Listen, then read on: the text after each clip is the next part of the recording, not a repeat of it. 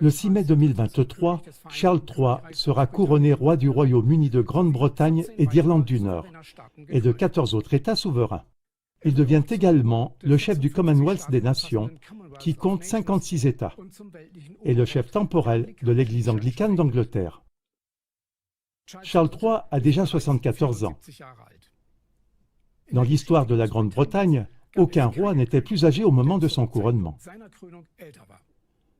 D'innombrables chaînes de télévision du monde entier couvrent cette cérémonie.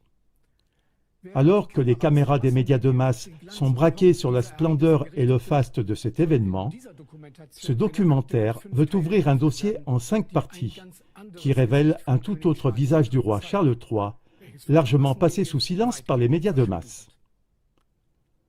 Ce documentaire met en lumière des arrière-plans bouleversants.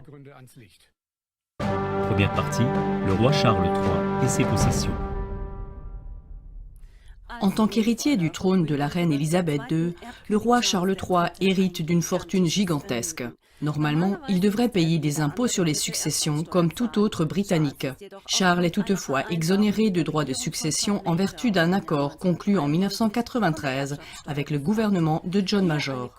Voici un bref aperçu des biens de Charles III, ou plutôt de son empire britannique. Premièrement, propriété foncière. Charles est devenu, à la mort de sa mère, le plus grand propriétaire terrien de la planète. En effet, la couronne britannique possède en Australie, en Nouvelle-Zélande, en Irlande du Nord, au Canada, en Grande-Bretagne et sur les îles Malouines, une superficie enregistrée de plus de 2500 millions d'hectares. Cela représente plus d'un sixième de la surface totale de la Terre, ou 75 fois la superficie de l'Allemagne. Deuxièmement, les duchés et les domaines. Charles possède les duchés de Lancaster et de Cornouailles, qui comprennent des propriétés dans les zones les plus chères de Londres. Il possède également plus de 300 résidences, y compris des châteaux et des palais, tels que Buckingham Palace, Windsor Castle, Kensington Palace, St James Palace, Balmoral Castle en Écosse et Sandringham sur l'île de Norfolk. Troisièmement, les fonds marins britanniques. La couronne contrôle la quasi-totalité des fonds marins et la moitié de la côte maritime entourant le Royaume-Uni. Sa valeur est estimée à plus de 100 milliards de dollars américains. Quatrièmement, le Crown Estate. The Crown Estate, en français le domaine de la couronne, est l'un des plus grands groupes immobiliers du monde. Il gère les biens immobiliers fonciers de la famille royale et reverse chaque année 25% de ses bénéfices directement à la caisse du monarque. Rien qu'en 2020, la société a réalisé un bénéfice de 420 millions d'euros. La famille royale en a reçu environ 100 millions d'euros. Cinquièmement, les pierres précieuses. La couronne britannique possède la plus grande collection de joyaux au monde. Les joyaux de la couronne se composent de plus de 140 pièces. L'ensemble de la collection comprend 23 578 pierres précieuses, dont le Cullinan One, le plus gros diamant taillé au monde, d'une valeur estimée à environ 440 millions d'euros, et le diamant Koh-i-Noor, d'une valeur estimée à au moins 1 milliard. Pour ne pas avoir à dévoiler son immense fortune personnelle, mais au contraire pouvoir continuer à la cacher au public, la reine avait imposé au gouvernement la modification d'un projet de loi prévu à cette fin. C'est ce qu'a rapporté le quotidien The Sun en février 2021 en se basant sur des documents découverts par The Guardian. Un coup d'œil sur l'histoire de l'Empire britannique jette une ombre très sombre sur cette gigantesque richesse du roi Charles III que ses ancêtres royaux ont maintes fois voilée par la force et avec effusion de sang. La fortune de la couronne repose en grande partie sur le pillage des ressources naturelles originaires des pays pauvres. Les ancêtres de Charles III étaient profondément impliqués dans le commerce des esclaves au XVIIe et XVIIIe siècle. Un document datant de 1689 atteste par exemple que des actions de l'entreprise Royal African Company, qui était active dans le commerce d'esclaves, ont été transférées au roi William III. Cela a permis à l'aristocratie britannique de profiter sans scrupule de l'esclavage, même par le biais de commerce d'actions. Selon les calculs de l'historien David Richardson, les navires britanniques ont transporté en Amérique au moins 3,4 millions d'Africains capturés. Dans le contexte de cette richesse acquise de manière criminelle, le couronnement en grande pompe du roi Charles III ressemble à une gifle pour chaque citoyen ordinaire qui doit gagner son pain quotidien par son travail et son assiduité. Deuxième partie, le roi Charles III et les multiples ramifications de la famille royale. Premièrement, les interconnexions de Charles III avec le FEM. Plusieurs commentateurs rapportent que le Project Great Reset n'a pas été lancé à l'origine par Klaus Schwab, mais par l'actuel roi Charles III. C'est en effet Charles qui a officiellement lancé ce projet le 3 juin 2020 avec le tweet The Great Reset et qui en est devenu le parrain officiel. Klaus Schwab n'était-il qu'un exécutant des ordres du roi Charles III? C'est ce que laisse penser la visite de Charles au Forum économique mondial de Davos en janvier 2020. Déjà à cette occasion, Charles s'était spécialement engagé en faveur d'une partie du Great Reset, la protection du climat ou ce qu'on appelle le Green Deal. Un rapport du Bilan Times du 4 octobre 2021 révèle toutefois sans ménagement ses véritables motivations. Charles lui-même est probablement le plus grand bénéficiaire de son agenda vert. La couronne britannique étant propriétaire d'une grande partie des fonds marins, chaque parc éolien offshore construit génère des bénéfices colossaux dans les poches du monarque. En fin de compte, cette protection hypocrite du climat permet de transférer les bénéfices de la hausse du coût de l'énergie directement dans les poches des riches. Il s'agit d'une machine sophistiquée de redistribution de l'argent dans laquelle la population s'appauvrit de plus en plus. Deuxièmement, les interconnexions avec la franc-maçonnerie. La couronne britannique entretient depuis des siècles des liens très étroits avec la franc-maçonnerie. Le roi Edward VII et le roi George VI, le père d'Élisabeth II, étaient déjà des francs-maçons avérés de haut grade. La reine Élisabeth II, mère de Charles, n'était pas seulement la grande patronne de la franc-maçonnerie, mais elle présidait également l'ordre de la Jarretière, l'organisation fêtière des francs-maçons du monde entier. Depuis 2022, le roi Charles III préside l'ordre de la Jarretière. Cet ordre dirige le reste de la franc-maçonnerie via la Grande Loge d'Angleterre et s'en sert pour infiltrer tous les aspects de la société. En signe de distinction spéciale, le roi peut également anoblir des civils et des militaires méritants. La couronne britannique utilise également ses chevaliers de la couronne comme agents qui prêtent serment d'allégeance à la maison de Windsor et reçoivent en échange pouvoir et richesse. Les chevaliers de la couronne britannique sont notamment les membres de la maison britannique Rothschild, l'ex-président américain Ronald Reagan, l'ex-secrétaire d'État américain Henry Kissinger, Bill Gates, l'ex-président de la FEAD Alan Greenspan, l'ex-maire de New York Rudy Giuliani, l'homme d'affaires et homme politicien américain Michael Bloomberg, le réalisateur Steven Spielberg, le général de l'armée américain Wesley Clark, l'ex-présentateur pédophile de la BBC Jimmy Savile. Ses relations étroites avec les milieux fortunés de la franc-maçonnerie et son rôle de leader dans le Great Reset, dont l'objectif est que les gens ne devront plus rien posséder, le montrent. Le roi Charles n'est certainement pas soucieux du bien-être du peuple.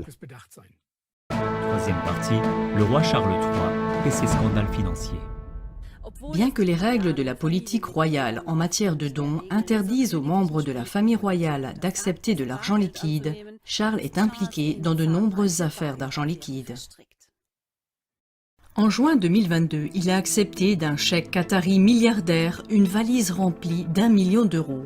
Il n'aurait jamais dû accepter cet argent liquide, même s'il était censé être destiné à une organisation caritative. Au total, Charles aurait reçu entre 2011 et 2015 3 millions d'euros en liquide du chèque controversé Hamid bin Yassim bin Yaber Al Thani, l'ancien Premier ministre du Qatar, pour la fondation caritative du prince de Galles. Ce qui est étrange, c'est que l'argent était en partie rangé dans des sacs à provisions. Le chèque a également été surnommé « l'homme qui a acheté Londres ». En 2013 déjà, Charles avait accepté, contre l'avis de ses conseillers, un don d'1 million de livres, soit environ 1,19 million d'euros, des demi-frères d'Oussama Ben Laden. Michael Fawcett, un proche de Charles, a dû démissionner de son poste de directeur de la fondation du prince Charles après un scandale d'argent contre les honneurs. Après un don d'argent, Fawcett a promis d'aider un homme d'affaires saoudien à obtenir à la fois la citoyenneté britannique et un anoblissement. Ces exemples montrent de manière impressionnante la légèreté avec laquelle Charles traite les dons en espèces. De toute évidence, il n'est pas digne de confiance. Quatrième partie. Le roi Charles III et la mort mystérieuse de Diana. Premièrement, les prémonitions de la princesse Diana. Le 28 août 1996, le mariage de Charles et Diana a été officiellement dissous. Environ un an plus tard, le 31 août 1997, Diana est décédée des suites d'un accident de la route à Paris. Les déclarations suivantes de Diana sont dignes d'être retenues. S'il m'arrive quelque chose, vous pouvez être sûr que le prince Philippe, avec l'aide des services secrets, est le coupable. 10 mois avant sa mort, Diana remet une lettre manuscrite à son majordome Paul Burrell, publiée par le Daily Mirror en 2003. Elle y écrit « Cette période de ma vie est la plus dangereuse. Mon mari prévoit un accident avec ma voiture. » Dès octobre 1995, Diana s'est confiée à son avocat Victor Miscon et lui a révélé que Charles avait l'intention de la tuer au moyen d'un accident de voiture arrangé. Ces notes sont devenues célèbres sous le nom de Miscon Notes. Deuxièmement, grave incohérence sur les lieux de l'accident. Le médecin urgentiste, le docteur Frederick Miley, se trouvait par hasard dans les environs et est arrivé 2 minutes après l'accident, à 0h25. Son véhicule d'urgence ne contenait toutefois pas l'équipement médical adéquat. Il a appelé les pompiers et les a dirigés vers un lieu d'accident incorrect. Il a ensuite donné de nombreuses informations contradictoires. Lorsque les pompiers sont arrivés, il a très vite quitté le lieu de l'accident. L'ambulance médicalisée n'est arrivée qu'à 0h40 et a mis 12 minutes pour parcourir 2,3 km. Cela correspond à une vitesse moyenne d'environ 17 km/h. Les médecins urgentistes ont commis des erreurs inexplicables. La princesse Diana n'est arrivée à l'hôpital qu'à 2h06, soit environ 1h30 plus tard. Curieusement, l'ambulance ne s'est pas rendue à l'hôpital le plus proche et n'a roulé qu'à une vitesse moyenne d'environ 17 km/h. Elle s'est arrêtée de façon inexplicable pendant 5 minutes à 500 mètres de l'arrivée. Peu après son arrivée, Diana est décédée à l'hôpital. Le docteur Michael Badd, directeur de la pathologie médico-légale de la police d'État de New York, a déclaré « Dans ce type de blessure, le facteur temps est essentiel. Aux États-Unis, retarder l'arrivée de Diana à l'hôpital aurait été une faute professionnelle grave. Il n'y a aucune excuse pour cela. » John Morgan s'est intéressé de près à la mort de Diana et a rédigé le livre « The Paris-London Connection ». Pour lui, il n'y a qu'une conclusion possible. Diana a été assassinée à travers une opération des services secrets. Cela soulève une grave question. Un tueur à gages sera-t-il couronné roi le 6 mai 2023 ? Cinquième partie. Le roi Charles III et les relations de la famille royale avec des pédophiles. Premièrement, l'amitié de Charles avec le pire prédateur sexuel britannique. L'ex-présentateur de la BBC, Jimmy Savile, décédé en 2011, était selon Scotland Yard le pire prédateur sexuel de l'histoire du pays. Dès 1961, la police a mené ses premières enquêtes sur des abus sexuels commis sur des mineurs. Des enquêtes ultérieures ont révélé qu'en 40 ans, il avait abusé d'au moins 500 filles et garçons, dont certains n'avaient que 2 ans. Le nombre de cas non recensés devait probablement être beaucoup plus élevé. Peter Watt, directeur de l'Organisation britannique de protection de l'enfance, a déclaré « Nous avons affaire à quelqu'un qui ne manquait jamais une occasion de trouver des victimes vulnérables et abuser d'elles. » La princesse Diana pensait que Savile était fou et a dit à une amie qu'elle ne pouvait rien faire contre le fait qu'il avait très souvent accès à la famille royale. Comment est-il possible que Charles ait qualifié ce pédophile de meilleur ami, qu'il ait entretenu une relation très étroite avec lui et qu'il l'ait même inscrit sur la liste des parrains potentiels de son fils Harry? La reine a mis le comble à cet incroyable scandale en faisant de Savile un chevalier de la couronne. En raison des interrogatoires répétés de la police pour abus d'enfants, il est totalement aberrant de penser que Charles et la reine n'aient pas été au courant de sa double vie. La chaîne de télévision BBC a elle aussi couvert les pratiques de Savile et a empêché la diffusion d'un reportage d'investigation en décembre 2011. Après la révélation publique ultérieure du scandale impliquant l'ancien présentateur de la BBC, d'autres personnalités de haut rang, comme l'ex-premier ministre Edward Hayes et l'ex-ministre de l'Intérieur Leon Brittan, ont également, comme par effet domino, fait l'objet de graves soupçons d'abus d'enfants. Cela laisse supposer que Sayville fournissait des enfants à des riches, des célébrités et des hommes politiques, et peut-être aussi à la famille royale elle-même. Cela expliquerait également comment il pouvait financer son style de vie débauché. Malgré des recherches approfondies, il n'a pas été possible de trouver jusqu'à présent de rapports prouvant que le roi Charles III aurait condamné sans compromis les pratiques sexuelles odieuses de Saville, qui sont maintenant devenues manifestes, et qu'il se serait distancié de cet homme. Deuxièmement, Charles III a soutenu Peter Ball, l'évêque pédophile. Charles était également un ami proche de l'évêque pédophile Peter Ball, qui a abusé d'adolescents et de jeunes hommes pendant 30 ans. Lorsque ce dernier a été accusé et arrêté pour la première fois en 1992, Charles a usé de son influence pour le protéger. Avec l'aide de Charles, il a été libéré et ainsi pu poursuivre ses abus pendant de nombreuses années supplémentaires. Ball n'a finalement pu être condamné définitivement pour abus, viol et torture qu'en 2015.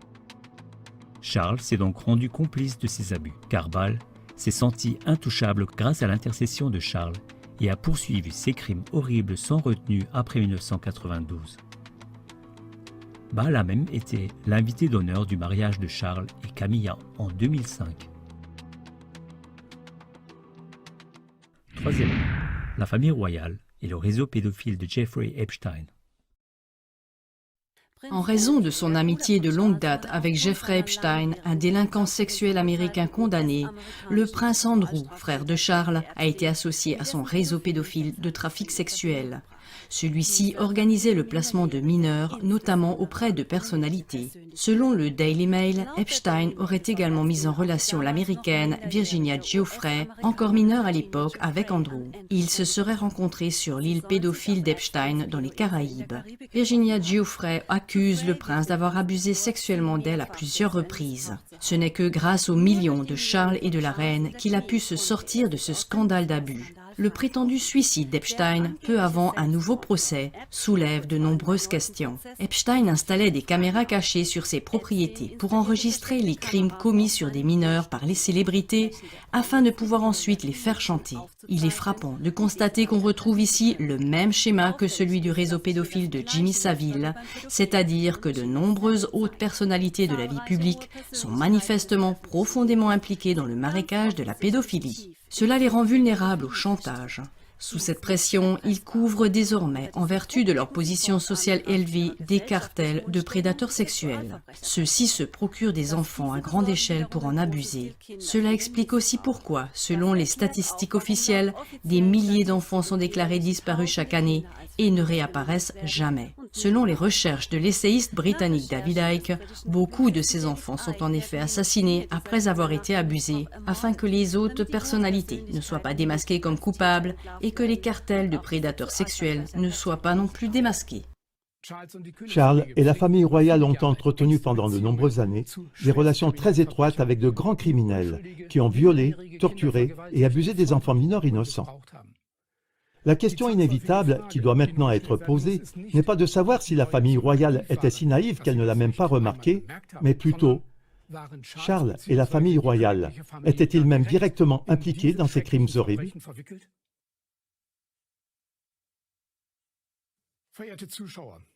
Chers téléspectateurs, le dossier Roi Charles III donne une toute autre image que celle présentée par les médias de masse. Ceux-ci transmettent à des millions de téléspectateurs du monde entier l'image trompeuse d'un monde royal d'illusions à travers une mise en scène pompeuse du couronnement et occultent la réalité qui existe derrière les murs des somptueux palais.